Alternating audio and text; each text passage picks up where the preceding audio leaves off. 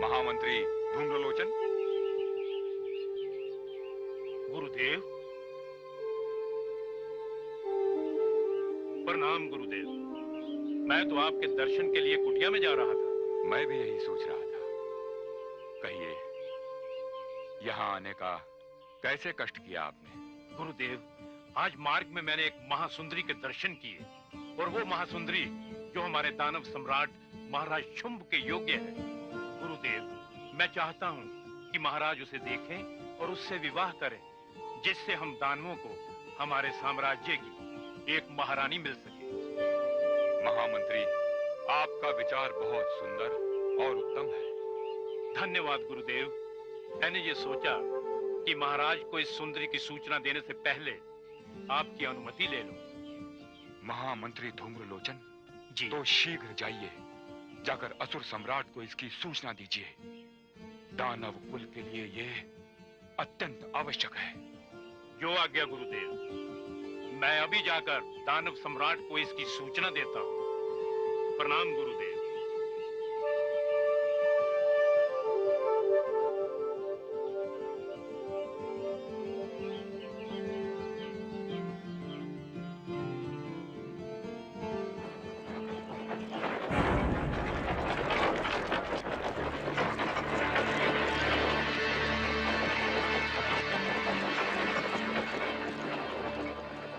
आश्चर्य है, मैंने किसी रथ के आने की ध्वनि सुनी।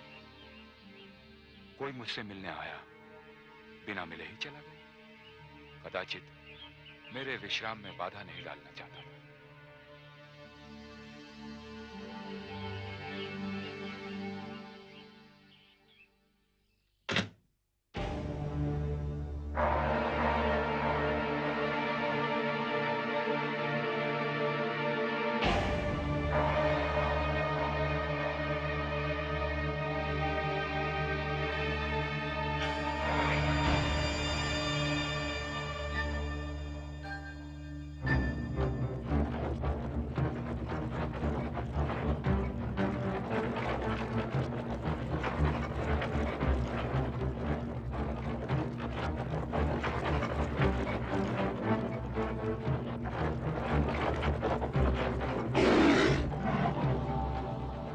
वनराज, आपका भोजन आ रहा है, किंतु कुछ समय तक तो आपको प्रतीक्षा करनी होगी।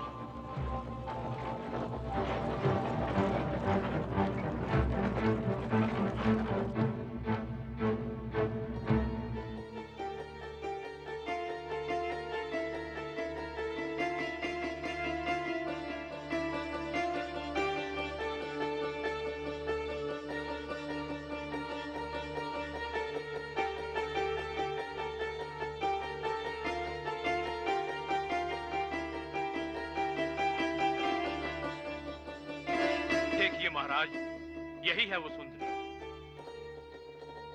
ऐसा सौंदर्य, इतना निश्चल सौंदर्य इस संसार में है, ऐसा मानने को मेरा मन नहीं करता। महामंत्री जी, कहीं हम स्वप्न तो नहीं देख रहे? क्योंकि ऐसी सुंदरता तो केवल स्वप्न नहीं देखी जा सकती है। बस बस महाराज, मैं आपको यही दिखाने लाया था कि है ना ये सुंदरी दानवलोक की महारानी बनने योग्य। हाँ महामंत्री, हाँ, केवल यही। आज तक इस ओर हमारा ध्यान क्यों नहीं गया? हम आपको धन्यवाद देते हैं महामंत्री। महाराज, मेरा आपको यहाँ लाने का एकमात्र लक्ष्य यही था कि आप इस सुंदरी को देखकर अपनी हाँ या ना कह सकें। हाँ महामंत्री, हाँ, हम इससे स्वयं मिलेंगे। नहीं महाराज, आपका इस समय मिलना उचित नहीं है। किंतु क्यों महामंत्री? ये आपकी प्रतिष्ठा के विरुद्ध है महाराज। किंतु मिले बिना इसे हम? महाराज, मैं गुरुदेव से इस विषय में बात कर चुका हूँ। सही यही होगा कि आप भी गुरुदेव की अनुमति अवश्य लें।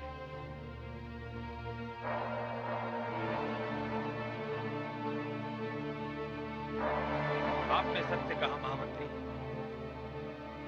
मैं भी गुरुदेव को वचन देकर आया हूं कि मैं उनकी अनुमति के बिना कुछ भी नहीं करूंगा, और विवाह तो जीवन का एक महत्वपूर्ण अंग है। चलिए महामंत्री जी, हम अपने हृदय पर पाषाण रखकर और इस सुंदरी को अपने नैनों में बसाकर जा रहे हैं। ध्यान रखिए, आप इसे अपनी दृष्टि से ओझल ना होने देना। आप इससे मिलिए और मेरे विषय में इतनी मीठी मीठी बातें कीजिए जिसे यह सुनकर मुझ पर मोहित हो जाए। ऐसा ही होगा महाराज।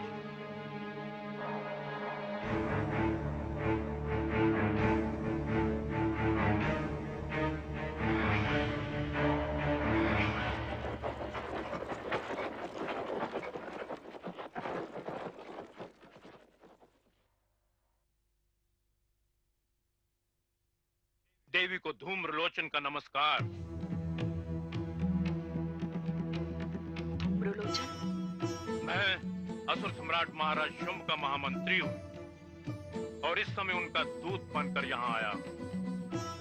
इस राज्य में मैं वो पहला दानव हूँ जिसने आपको पहली बार देखा और आपके सुंदर रूप का वर्णन अपने महाराज के समक्ष जाकर मैंने कुछ ऐसा किया कि उनके मन में आपको देखने की इच्छा जागृत हो गई और यहाँ आकर उन्होंने आपके दर्शन किए।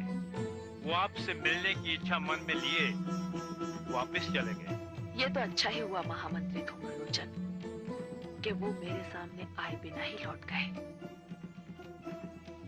हे देवी, जिस प्रकार इस सृष्टि में हिमालय एक है, गंगा एक है, सूर्य एवं चंद्रमा एक है, उसी प्रकार आप भी इस सृष्टि में एकमात्र अद्वितीय सुंदरी हैं। एक बात और, इस सृष्टि में महावीर भी एक है और वो है मेरे आश्रयदाता दानव कुल श्रेष्ठ महाराज शुंभ। एक बात और देवी, इस समय कुबेर की सारी संपत्ति दानव सम्राट महाराज शुंभ के अधिकार में है। अच्छा? हाँ देवी, देवराज इंद्र का सारा वैभव हमारे सम्राट के चरणों में है। अच्छा? हे देवी, इस समय संसार की कौन सी ऐसी श्रेष्ठ वस्तु है जो हमारे सम्राट के पास नहीं? अच्छा?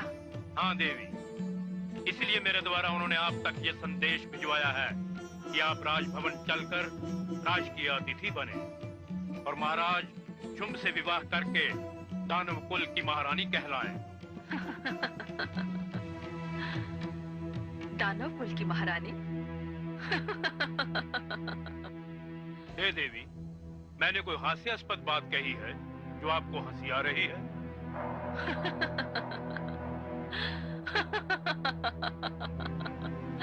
नहीं महामंत्री धूम्रलोचन, तुमने जो बात कही है उस पर तो क्रोध ही आ सकता है और ऐसे क्रोध की अवस्था में कुछ भी किया जा सकता है, किंतु तुम्हारे स्वामी दानव सम्राट शुंभ को कदाचित मेरे प्रण का पता ही नहीं। प्रण? कैसा प्रण? मैंने प्रतिज्ञा की थी कि जो भी व्यक्ति मुझे युद्ध में हरा देगा, मैं उसी महावीर की पत्नी कहलाऊंगी।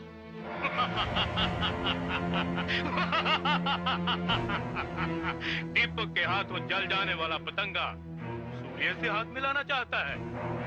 हे महासुंदरी, आपकी इस बात का उत्तर तो मैं स्वयं भी दे सकता हूँ, किंतु अपने महाराज की ओर से आपके लिए कोई आज्ञा नहीं लाया मैं, नहीं तो मैं। बड़ा अभिमान है तुम्हें अपनी शक्ति पर धूम्रलोचन, किंतु कभी कभी शक्ति पर अभिमान शक्ति के अनुमान से अधिक हो जाता है।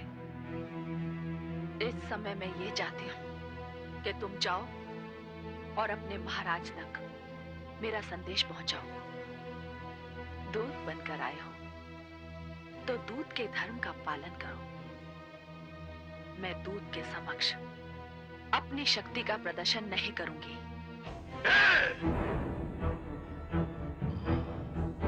इस समय मैं विवश हूँ। हे महासुंदरी, मैं कुछ भी नहीं कर सकता, किंतु आपका ये संदेश मैं अपने महाराज तक पहुंचा दूंगा कि आप उन्हें युद्ध का निमंत्रण दे रही हैं। किंतु मैं चाहता हूँ कि आप एक बार पुनः विचार करें और धूम्रलोचन, वीर पुरुष वाचाल नहीं हुआ करते, वे व्यर्थ की बात नहीं करते। नमस्कार देवी, नमस्कार।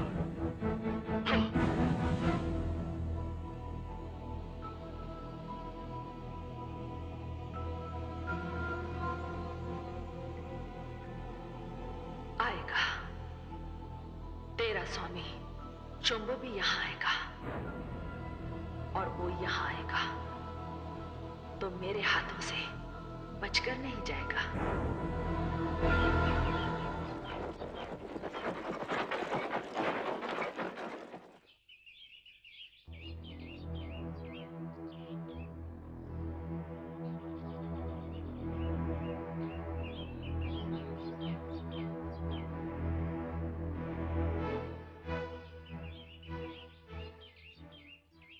प्रणाम गुरुदेव। कल्याण हुआ आपका दानव सम्राट। कहिए, यहाँ आने का कष्ट कैसे किया आपने? गुरुदेव, एक इच्छा जो वर्षों से मन में दबी पड़ी थी, अनायास ही बलवती हो उठी है। इच्छा? दानव सम्राट, ये इच्छा शब्द आप अपने शब्दकोश से निकालकर बाहर फेंक दीजिए। आपकी इच्छा मृत्यु बनकर किसी भी समय आपको डस सकती है। नहीं गुरुदेव, गुरुदेव आप मेरा उद्देश्य नहीं समझे। ये इच्छा तो वो इच्छा है जो ब्रह्मा के वरदान से जोड़कर मुझे काल के मुख की ओर ले जाए। गुरुदेव, ये इच्छा तो वो इच्छा है जो आपका आशीर्वाद पाकर आपके शिष्य दानव सम्राट शुंभ को एक जीवन शक्ति प्रदान करेगी। गुरुदेव, मैंने उस महासुंदरी को देख लिया है और संदेश वाहक के रूप में महामंत्री धूम्रलोचन को भेजा है। आश्चर्य है दानव सम्राट, आपने इतना बड़ा निर्णय स्वयं ले लिया और मुझसे परामर्श की आवश्यकता भी नहीं समझी। वो महासुंदरी कौन है, क्या है, उसके विषय में मुझे जानकारी दिए बिना ही आपने ये निर्णय ले लिया? नहीं गुरुदेव, ऐसा नहीं है। इस विषय में महामंत्री धूम्रलोचन आपके पास आए थे। उन्होंने आपको सुंदरी के बारे में बताया था। आपकी अनुमति के पश्चात ही उन्होंने मुझे सूचना दी और तभी मैं उस सुंदरी के पास गया। नहीं दानव सम्राट, इसमें अवश्य कोई भयंकर भूल हो रही है। मैं जानता हूं कि यहाँ कोई आया था। उस समय मैं ध्यान में था। उसके आने की आहट से मेरा ध्यान टूटा और जब मैं बाहर आया तो मैंने एक रथ को वापस जाते हुए देखा। कदाचित वो महामंत्री धूम्रलोचन का रथ था। वो मुझसे बिना मिले, बिना कुछ कहे ही वापस चले गए और उन्होंने तुम्हें उस सुंदर स्त्री से मिला दिया। गुरुदेव, यदि ऐसा है भी तो इसमें हानि क्या है? सत्य तो यह है गुरुदेव, यदि आप भी उस महासुंदरी को देखेंगे तो आप भी मेरे निर्णय की सराहना करेंगे। नहीं दानव सम्राट, नहीं। मैं ऐसे निर्णय की कदापि सराहना नहीं कर सकता। मुझे आशंका हो रही है किसी अनर्थकारी संकट ने एक सुंदर स्त्री का रूप धारण कर लिया है और जो तुमको मोहित करने का प्रयास कर रही है। मोहित तो मैं हो चुका हूं गुरुदेव, और मेरे मन में उसे वरण करने की इच्छा भी है। और यदि वो विश्व की सर्वश्रेष्ठ स्त्री है भी तो क्या है तो एक अबला नारी, उसे भय कैसा? नहीं दानव सम्राट, आप यहाँ से सीधे राजभवन जाएंगे। जब तक मैं इस घटना की पूरी छानबीन नहीं कर लेता, आप अगला कोई निर्णय नहीं लेंगे। ये मेरी आज्ञा है। जो आज्ञा गुरुदेव। किंतु एक बात मैं आपको बताया देता हूं कि मैं विवाह तो उसे सुंदरी से करूंगा। ये मेरा निर्णय है। प्रणाम गुरुदेव।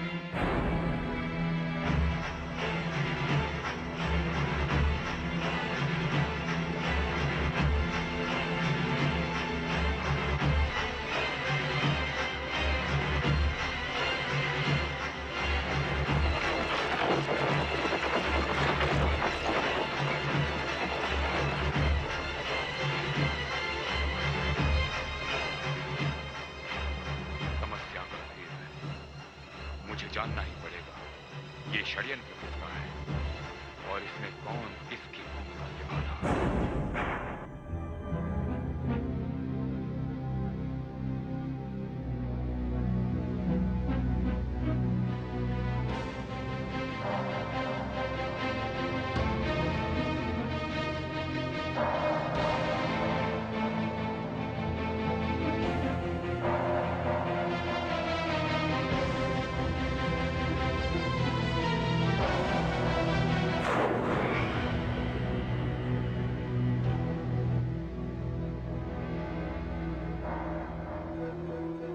महामंत्री धूम्रलोचन, प्रथम इसके कि आप मुझे उस महासुंदरी से अपने भेंट की सूचना दें।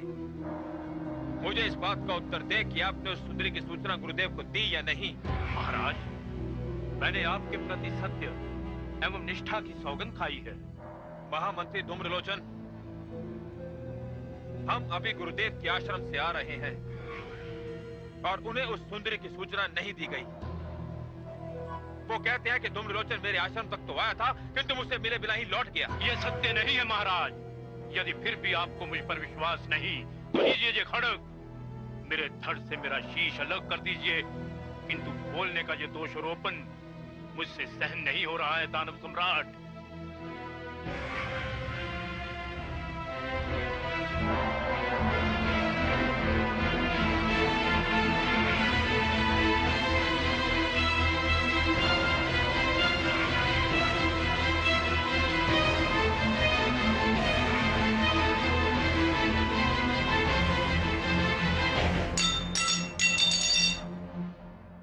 महामंत्री,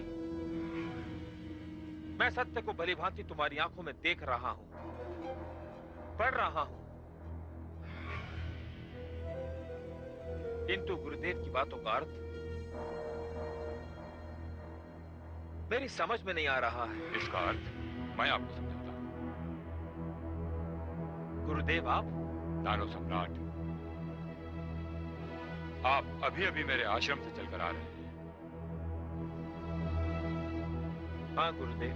और मेरे उस आदेश से सोच में पड़ गए हैं, जिससे यह सिद्ध होता है कि मैं उस महासुंदरी से आपका विवाह नहीं होने देना चाहता। गुरुदेव, पहले आप मेरी समस्या का निवारण करें। आप महाराज को बताइए कि मैं आपके पास उस रूप सुंदरी की सूचना देने आया था या नहीं। आप आए थे महामंत्री धूम्रलोचन, अवश्य आए। दानव सम्राट, मैं इस समस्या का समाधान अभी किए देता हूं। अभी आप जिस आश्रम पर गए थे वो मेरा आश्रम नहीं था। गुरुदेव? हाँ दानव सम्राट, वो मेरा आश्रम नहीं था, देवताओं की माया द्वारा रचा हुआ आश्रम था। और जिस शुक्राचार्य से आप वहां मिले थे वो शुक्राचार्य मैं नहीं, वो शुक्राचार्य देवताओं के गुरु बृहस्पति थे। क्या? हाँ महामंत्री धूम्रलोचन। धूम्रलोचन, उस सुंदर स्त्री ने तुम्हारे संदेश का क्या उत्तर दिया? गुरुदेव, उस सुंदरी ने कहा है कि वो विवाह करने से विवश है, क्योंकि उसने ये प्रतिज्ञा कर रखी है कि जो व्यक्ति उसे युद्ध में पराजित करेगा वो उसी से विवाह करेगी। गुरुदेव, एक अबला मुझसे युद्ध करना चाहती है। हे दानव सम्राट, वो स्त्री आपके सर्वथा योग्य है। ऐसी स्त्री को प्राप्त करने के लिए यदि आपको उससे युद्ध भी करना पड़े तो आप पीछे मत हटिएगा। नहीं गुरुदेव, इस साधारण से कार्य के लिए दानव सम्राट को कष्ट उठाने की कोई आवश्यकता नहीं। वो अबला तो मेरी एक दानवी गर्ज से ही आत्मसमर्पण कर देगी। आहा, आनंद आ रहा है, सचमुच आनंद आ रहा है। ये हुई ना बात। गुरुदेव, मैंने इच्छा कर ली है उस सुंदरी को अपनी पत्नी बनाने की। अपने हृदय में मैंने इच्छा कर ली है।